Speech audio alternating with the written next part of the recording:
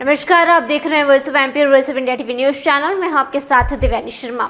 मध्य प्रदेश के मुरैना जिले से लगभग 65 किलोमीटर की दूरी पर स्थित पहाड़गढ़ जनपद के गांव रामनगर में पढ़ाने वाले दिव्यांग सरकारी शिक्षक प्रदीप बघेल की कहानी वाकई प्रेरणादायक है। एक हादसे में दोनों हाथ गंवाने के बावजूद प्रदीप ने अपनी जिंदगी को पूरी तरह से बदल दिया और शिक्षा के क्षेत्र में महत्वपूर्ण योगदान दिया।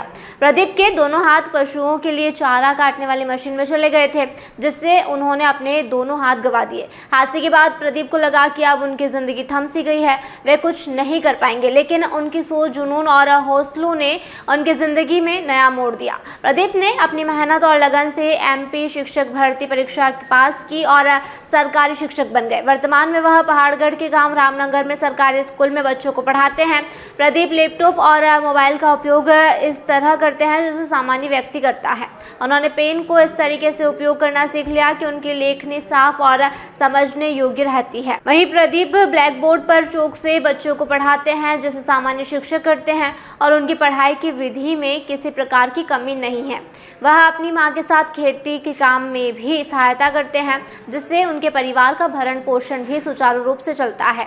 वहीं प्रदीप की कहानी यह साबित करती है कि कठिनाइयों और बाधाओं के बावजूद हौसला और लगन से कोई भी लक्ष्य प्राप्त किया जा सकता है।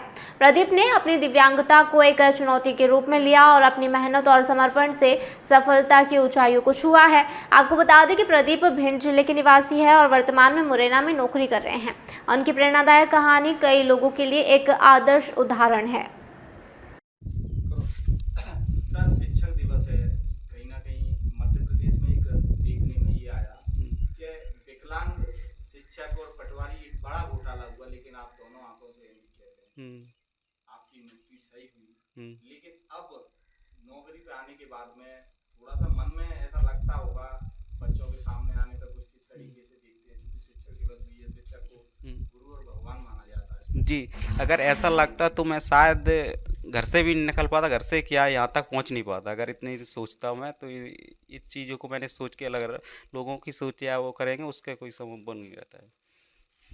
घोटाला हुआ, किस तरीके का संदेश लोगों के लिए देना चाह रहे हैं? जी, ये घोटाला लोगों को कुछ करना नहीं चाहिए था। ये जो वाकई में है डिसेबिलिटी, उन लोगों की वैकेंसी उनको मिलना चाहिए वाकई में ही। अब उन्होंने एक घोटाला करने के बाद अब वो तो जनरल में घोटाला चल ही रहा है। डिसेबिलिटी वाले लोगों की वैकेंसी कितनी आती है? 4-5% वैकेंसी आती है मुश्किल में। उसमें भी कैटेगरीज पाई जाती हैं तो बहुत कम वैकेंसी रहती हैं और उसमें भी घोटाला चली जाती है। सब जो लोग वाकई में हैं उस चीज़ के लिए वो वहाँ तक पहुँच नहीं पाते हैं, क्योंकि लिस्ट इतनी ऊपर हो जाती है कि वहाँ तक जो वाकई में लगता है कि ये डिसेबल्ड है तो उनको मौका नहीं मिल पाता है।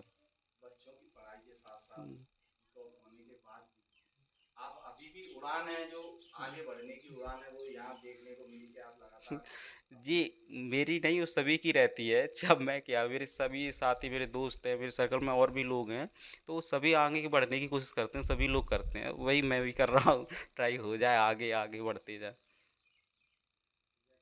कैसे सर ये हादसा हुआ? ये घर पे ही हो गया था, मशीन पे। ये खबर हम और आप तक हमारे संवाददाता मुरैना से नरेंद्र सिंह राजपूत द्वारा पहुंचाई गई है। लगातार ऐसे तमाम जानकारी और अपडेट्स के लिए बने रहिए वॉइस ऑफ एमपी और वॉइस ऑफ इंडिया टीवी के साथ।